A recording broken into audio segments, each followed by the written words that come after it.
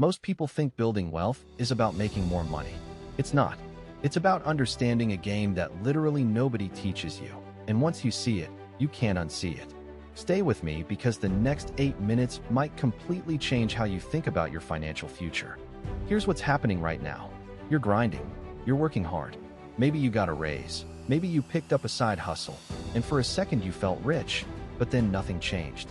Your bank account doesn't look that different. Your stress didn't go down. And you're wondering why. The reason? You're playing someone else's game with someone else's rules. You're competing in a competition where the scoreboard is completely different than what you think it is. Most people measure wealth and income, so they chase income. They think, if I make 6 figures, I'll be rich. But that's the trap, because wealth isn't about what you make. It's about what you keep, what you own, and what those things generate for you while you sleep. You can make $300,000 a year and be broke as hell. You can make $40,000 a year and be genuinely wealthy. The difference isn't luck. It's that one person understands the actual game being played. So let's talk about what the game actually is. There are 2 currencies in the world. There's time-based currency. That's your salary, your hourly rate, your side hustle money. You trade hours for dollars. And then there's asset-based currency. That's your investments, your business equity, your real estate, your intellectual property. One currency stops generating money when you stop working. The other one doesn't. This is the core game.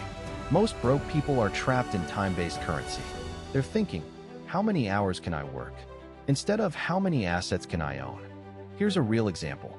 Person A makes $150,000 a year as a consultant. Every single dollar comes from their time. They take a vacation? No income. They get sick? No income. They retire? No income. Person B makes $150,000 a year, but $100,000 of it comes from their business that runs without them, or from investments generating passive income, or from digital products they created once. Only $50,000 comes from their direct time. Guess who's actually wealthier? Guess who has freedom? It's not even close. The game isn't about how much you earn in a year. It's about what percentage of your income comes from assets versus time. The invisible scoreboard that rich people are watching, that's what they're measuring. And most people don't even know it exists. Once you understand that, the next layer becomes obvious. Rich people are obsessed with one specific metric, return on investment. ROI, not their salary, not their gross income. ROI, because ROI is the actual lever of wealth.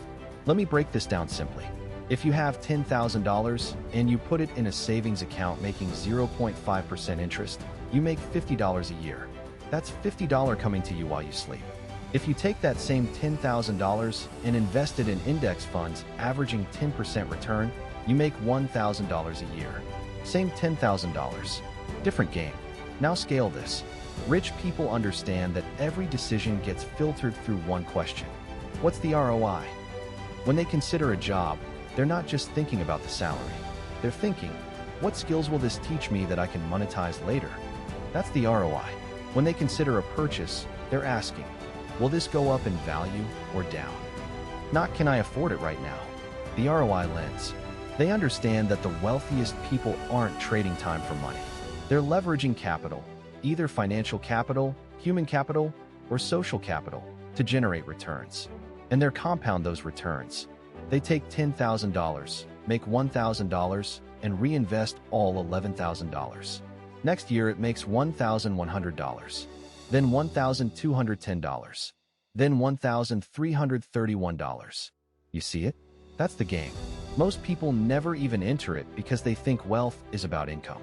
It's about returns. It's about what your money makes while you sleep. Here's where it gets real though. Understanding the game is step 1. Playing it is step 2.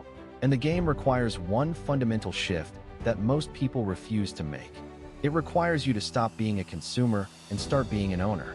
Listen, I'm not talking about getting rich quick or buying random assets. I'm talking about the mindset switch. Right now, most people walk through life as buyers. They see something they want, they buy it. Shoes, coffee, subscriptions, experiences. They're optimizing for immediate gratification. Owners, they see the same world differently. They see opportunities. When an owner thinks about starting their day, they're not just buying coffee. They're wondering, could I create a coffee brand? Could I flip used coffee equipment? Could I teach coffee skills online? They're looking at the same reality, but seeing ownership opportunities. Here's what actually happens when you make this shift. You start asking different questions. Instead of how much does this cost, you ask, how much will this generate? Instead of can I afford this, you ask, what does this own for me? And your brain literally wakes up to opportunities that were always there. You notice problems that could be businesses. You see skills you could productize. You see audiences you could sell to. The game changes because your entire lens changes. And here's the part that nobody wants to hear. This shift is uncomfortable at first, because being a consumer is easy. You hand over money, you get what you want. Being an owner means accepting that some investments fail. Some ideas don't work. You have to manage things.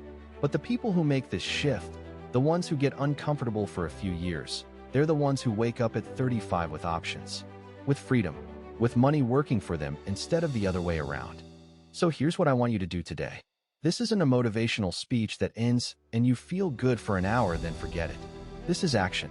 Step 1. Tonight, write down what percentage of your income is asset-based right now. Be honest. Is it 0%? 5%? 10%? Just know the number.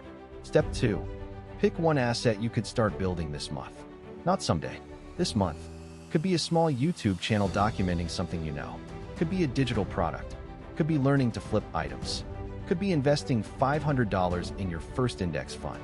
The point is it doesn't have to be big. It just has to start.